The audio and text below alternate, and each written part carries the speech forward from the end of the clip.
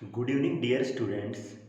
बेटा, कल हमने अपनी 10A कंप्लीट कर ली थी। आज उससे नेक्स्ट एक्सरसाइज 10B स्टार्ट कर रहे हैं। इसमें कुछ बेटा जियोमेट्री की प्रॉपर्टी हैं। जियोमेट्री जो एंगल के अबाउट कुछ प्रॉपर्टी हैं वो बेटा 7th क्लास में भी, आगे आने वाले और क्लासेज में और अपने आने वाले कम्पिटिटिव एग्जाम उनमें बेटा बहुत ज़्यादा काम आएंगी। प्लीज़ इस क्लास को आप थोड़ा सा ध्यान से पढ़ना। लेट्स सी, अब आगे शुरू करते हैं बेटा। ये कौन सी लाइन होती है बेटा? Parallel lines. कौन सी होती है बेटा? Parallel lines. और पैरेलल लाइंस क्या होती है बेटा? Which are not intersect at any point is called parallel lines. Second one बेटा, पैरेलल लाइंस क्या होती है बेटा? जो किसी भी पॉइंट को एक दूसरे के ऊपर क्या ना करे बेटा?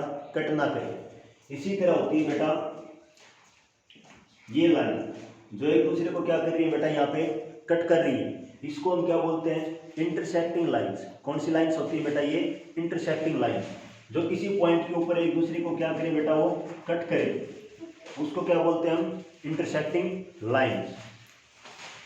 इसी प्रकार बेटा अपनी जो 10B है उसके अंदर एक लाइन और आई है, उसका क्या नाम है बेटा? Transversal lines. क्या है बेटा? वो ट्रांसवर्सल। अब ट्रांसवर्सल लाइंस के बारे में पढ़ेंगे बेटा।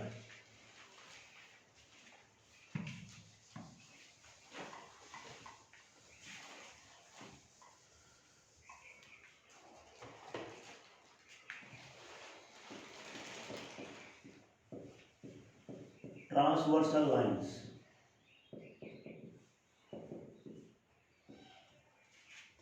ट्रांसवर्सल लाइंस होती है बेटा मिनिमम 2 लाइंस को जो कट करती हो बेटा,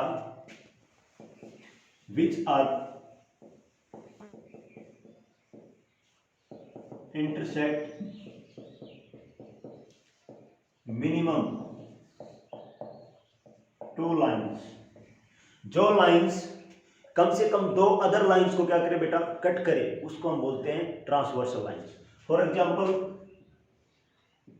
ये बेटा 2 लाइन हो गई, इसको कोई थर्ड लाइन है ये, इसको कितने पॉइंट पे कट कर रही है? एक यहाँ पे, एक यहाँ पे। तो बेटा ये कौन सी लाइन हो गई? Transversal line. इसको बोलते हैं बेटा हम ट्रांसवर्सल लाइन। आगे देखो एक एग्जांपल, ये बेटा कौन सी लाइन हो गई? ट्रांसवर्सल, क्योंकि अपनी कंडीशन है मिनिमम 2 लाइंस को।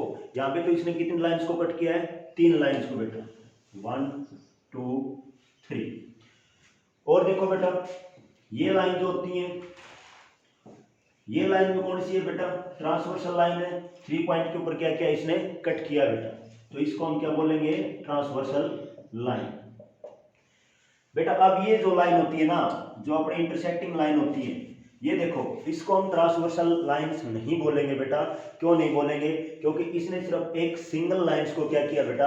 कट किया है, ये इस पॉइंट के ऊपर, इसलिए हम इनको क्या बोलते हैं? Intersecting lines. तो बेटा ट्रांसवर्सल आपके समझ में आ गया होगा।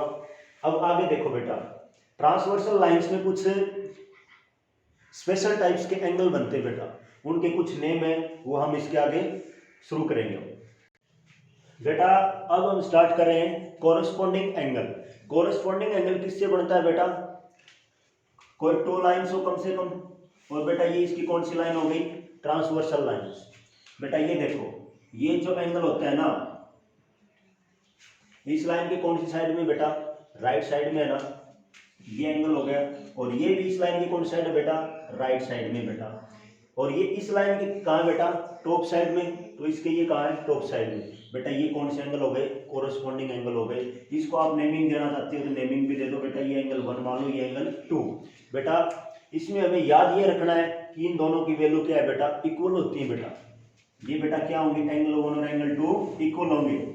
बट बेटा कंडीशन यही है कि जो ये ट्रांसवर्सल लाइंस को छोड़कर जो अदर 2 लाइंस हैं बेटा, ये दोनों लाइंस क्या होनी चाहिए? पैरेलल। दोबारा से बता रहा हूं बेटा, ये दोनों लाइंस क्या होनी चाहिए? पैरेलल। इसके बेटा 4 केस है, देखो आप। इसका कॉरेस्पॉन्डिंग एंगल कौन सा होगा बेटा? ये होगा। इसको आप नेमिंग दे दो एंगल 3, एंगल 4। तो इसमें बेटा एंगल 3 और एंगल 4 क्या होंगे? इक्वल होंगे बेटा। ये बेटा इसका कोई प्रूफ नहीं है, लेकिन बट आप अपना प्रोटेक्टर उठाकर इन दोनों एंगल को मेजर करके देखना। इन एंगल दोनों एंगल को मेजर करके देखना, दोनों में वैल्यू क्या मिलेंगी बेटा, आपको सेम मिलेंगी। इसके बाद देखो आप, इसका कोरस्पॉन्डिंग एंगल कौन सा होगा बेटा, ये होगा। और ये बेटा इन दोनों की वैल्यू भी क्या होगी बेटा, इक्वल होंगी। इसको एंगल 5 मान लेते हैं, इसको एंगल 6, तो ये बेटा एंगल 5 हो गए, ये एंगल 6, दोनों क्या हो गए, इक्वल। एंड लास्ट वन ये बेटा, इसका कोरस्पॉन्डिंग एंगल बेटा ये होगा। इसको आप मान लो एंगल 7, इसको एंगल 8, तो एंगल 7 बेटा किसके इक्वल होगा, एंगल 8। ये बेटा अपनी 10B में जो अपना ये चैप्टर है उसमें काम आएगा। और इस तरह से आपको ये क्या करनी है, याद रखनी है बेटा। इससे आगे आने वाली है बेटा कौन सी है, वो अल्टरनेट एंगल, उसको देखो बेटा आप।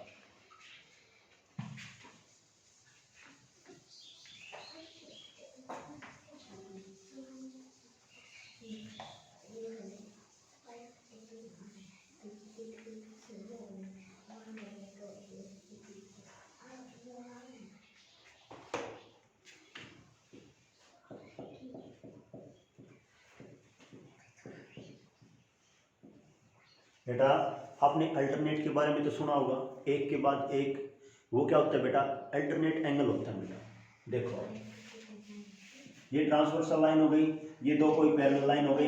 इस फिर बता रहा हूँ बेटा, इस एक्सरसाइज में हमें बेटा कौन सी लाइन यूज करनी है, पैरेलल लाइंस, और थर्ड लाइंस कौन सी यूज करनी है, ट्रांसवर्सल लाइंस। बेटा देखो ये कोई एंगल हो गया, इसका अल्टरनेट एंगल कौन सा होगा बेटा, ये एंगल होगा। इसको मान लो एंगल 1, तो ये एंगल कौन सा होगा बेटा, एंगल 2।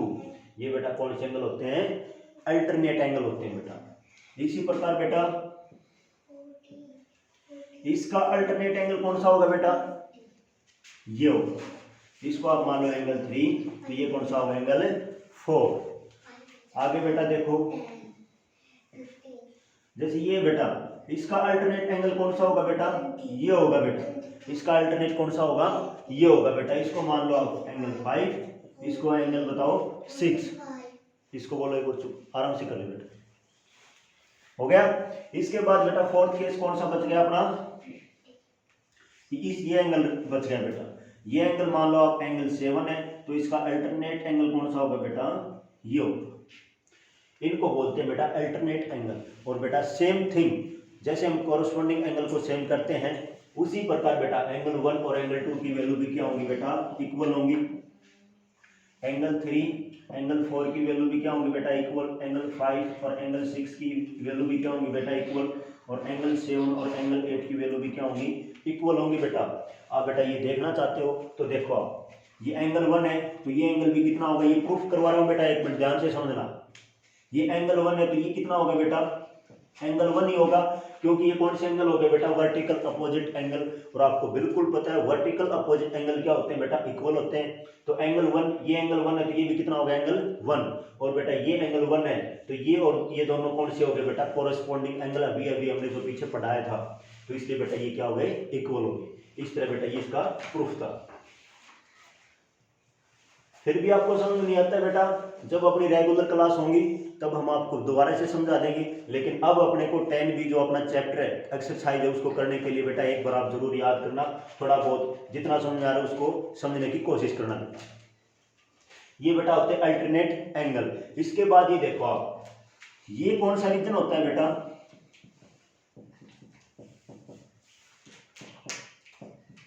ये बेटा जो रीजन होता है ना, ये होता है बेटा इंटीरियर रीजन। कौन सा रीजन होता है ये, इंटीरियर। तो बेटा ये इसके अंदर जो इस रीजन के इंटीरियर रीजन के अंदर जो एंगल बनेंगे, वो एंगल भी कौन से होंगे बेटा, इंटीरियर एंगल होंगे। तो इसलिए बेटा इसको आप क्या बोल सकते हो, इस फर्स्ट और इस सेकंड केस को बेटा बोल सकते हो, ये इंटीरियर है बेटा। दोनों लाइंस के कौन से अंदर की तरफ बढ़ रहे, तो इनको बोल सकते हो बेटा इंटीरियर अल्टरनेट एंगल। और बेटा इस केस में, केस नंबर 3 और ये केस नंबर 4, आप बेटा यहाँ ध्यान से देख सकते हो, ये एंगल इन दोनों लाइंस के कहाँ है, बाहर की तरफ। ये एंगल इस दोनों लाइंस के कहाँ है, बाहर की तरफ। और जो बाहर होता है वो क्या होता है बेटा, एक्सटीरियर। तो इस इन दोनों 3rd और 4th अपना जो केस है, इसको हम बोल सकते हैं बेटा एक्सटीरियर अल्टरनेट एंगल। बेटा जिसने ये एक बार ये समझ लिया ना, इस एक्सरसाइज में और आगे आने वाले किसी भी एग्जाम में जियोमेट्री से रिलेटेड इस तरह के आप क्वेश्चन बिल्कुल आसानी से सोल्व कर पाएंगे। बेटा थोड़ा सा ध्यान से आज के लिए समझना। इसके बाद में आता है बेटा को इंटीरियर एंगल आते हैं। बेटा ये बेटा इंटीरियर जरूर थे, लेकिन इंटीरियर अल्टरनेट एंगल थे, वो है बेटा को इंटीरियर। वो अभी करवाते हैं बेटा, देखो आप।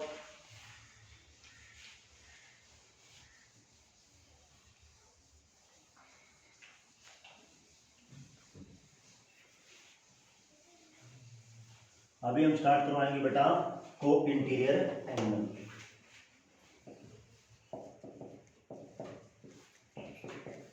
को इंटीरियर एंगल देखो बेटा, ये अपनी ट्रांसवर्सल लाइन हो गई, ये कोई दो पैरेलल लाइन हो गई। अल्टरनेट इंटीरियर अल्टरनेट एंगल कौन से थे बेटा? इसका ये था ना बेटा, बट अब क्या बेटा क्या लगा दिया इसके आगे को मीन्स क्या होता है बेटा? सेम। बेटा देखो ये एंगल है ना, तो इसके इसी साइड में कौन सा एंगल होगा? ये बेटा क्या होंगे? को इंटीरियर एंगल होंगे बेटा। देखो बेटा इस एंगल का को इंटीरियर कौन सा होगा? ये होगा बेटा। और यदि आपसे कोई पूछ ले को एक्सटीरियर एंगल बताओ, तो को एक्सटीरियर एंगल कौन सा होगा बेटा? इस एंगल का को एक्सटीरियर बेटा ये हो। एक केस और है बेटा, इस एंगल का को एक्सटीरियर बेटा इसी लाइन के सेम साइड में बढ़ा दो दूसरा एंगल, उसको क्या बोलते हैं? को एक्सटीरियर, या इनको क्या बोलते हैं बेटा? को इंटीरियर बेटा। देखो बेटा ये इस लाइन के इस साइड में, तो ये भी कौन साइड में होगा? इस साइड में। और इंटीरियर का मतलब क्या होगा? इसके लाइंस के अंदर। सेम बेटा इसमें बेटा एक्सटीरियर है, तो एक्सटीरियर तो लाइंस के बाहर में बढ़ेगा और दोनों एंगल सेम साइड बढ़ेंगे बेटा। ये होते हैं बेटा को इंटीरियर और को एक्सटीरियर बेटा। इसमें आपको जो याद रखना है बेटा वो क्या है? ये एंगल 1 मान लो, ये एंगल 2 बेटा। इन दोनों एंगल को यदि आप सम करोगे ना, तो वैल्यू कितनी होगी? 180 डिग्री होगी बेटा। ये एंगल 3 मान लो, ये एंगल 4, तो बेटा एंगल 3 प्लस एंगल 4 कितना होगा? 180 डिग्री होगा बेटा। सेम थिंग बेटा, इसको एंगल 5, इसको एंगल 6, तो एंगल 5 प्लस एंगल 6 कितना होगा बेटा? 180 डिग्री होगा। एंगल 7, ये एंगल 8 बेटा, एंगल 7 प्लस एंगल 8 कितना होगा?